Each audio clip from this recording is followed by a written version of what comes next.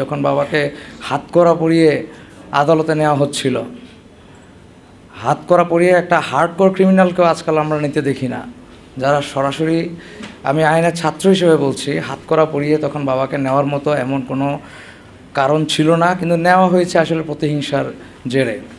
সেদিন ওই হাতকড়া পরানো ছবি দিয়ে শিকদার চাচা একটা ছবি ফেসবুকে পোস্ট করেছিলেন এবং ওখানে লিখেছিলেন, আমার খুব ভালো করে মনে আছে, যে হে মোর দুর্ভাগা দেশ, যাদের করছ অপমান, অপমানে হতে হবে তাহাদের সবার সমান।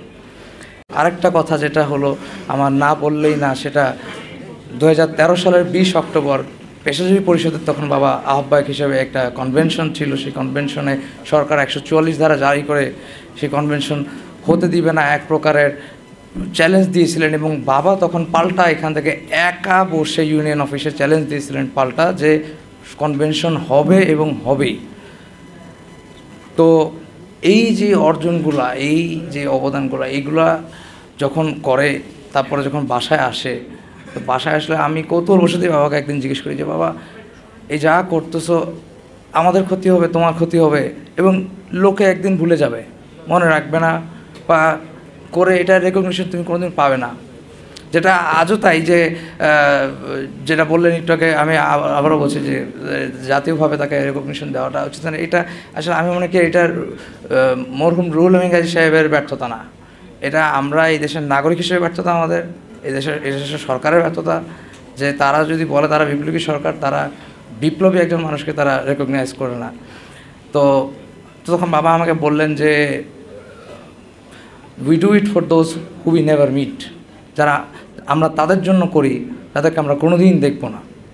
এটার অনেক বড় অর্থ আছে এর কথার পিছে, যে তিনি কোনোদিন আসলে কোনো স্বার্থের জন্য, ব্যক্তি স্বার্থে, কোনো দলের স্বার্থে, কারোর জন্য না, তিনি বাংলাদেশের জন্য করতেন, এবং তিনি মনে করেন যে একটা মহৎ উদ্দেশ্যের জন্য তিনি তার জীবনকে উৎসর্গ করেছিলেন। এটা তার কাজে, কর্মে, কথায় সবসময় আমরা দেখেছি। এবং বিশেষ করে তিনি কোনোদিনও কারো কোনো জিনিসে কষ্ট হবে সেই জন্য তিনি সত্য বলা থেকে পিছিয়ে সরে যাবেন বা বলবেন কিন্তু ভেবেচিন্তে, এমন না।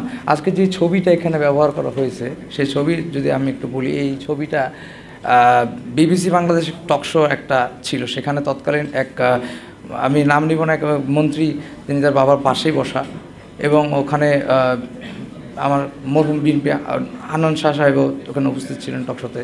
তো ওখানে দর্শকদের সারি থেকে মানুষজনের বিএনপি চেয়ারপারসনকে নিয়ে কিছু প্রশ্ন সরাসরি বাবাকে করা হচ্ছিল।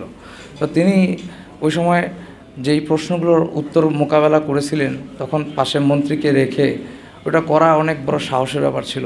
আজকে ছবি দেখে আমার আবার মনে পড়লো যে তার সাহসের কথা যদি বলি তাহলে হয়তো অনেক লম্বা আলোচনার দরকার। সেই আলোচনার জন্য আমার মনে হয় আলাদাভাবে সময় দরকার।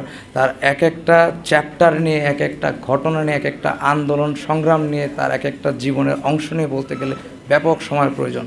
সেজন্য আমার মনে হয় আমরা আরেকদিন আলাদাভাবেই করব, সেইটা আমরা সেই কারণে ভেবে রেখেছি। এবং আশা করি আজকে আপনারা যারা এখানে উপস্থিত আছেন তার জন্য দোয়া করবেন, আল্লাহ তাআলা যেন জান্নাতুল ফেরদৌস নসিব করে। এবং বেশ অপেক্ষায় আছি আসলে। আমি একটা বিশ্বাস করি যে আল্লাহ তাআলা যদি আমাদেরকে এক রকম সৃষ্টি করে থাকেন, তাহলে হয়তো একদিন আবার একসাথে করবেন। আমার এই বিশ্বাস আছে দৃঢ় যে আবার একদিন বাবার সাথে দেখা হবে। সে অপেক্ষায় আমি গত বছর 24শে সেপ্টেম্বর রাত 9টার পর থেকে আজ পর্যন্ত আছি, এবং যতদিন দুনিয়াতে থাকবো ততদিন থাকবো, যেদিন আবার আমার বাবার সাথে আমার দেখা হবে, আবার তাকে জড়িয়ে ধরতে পারবো।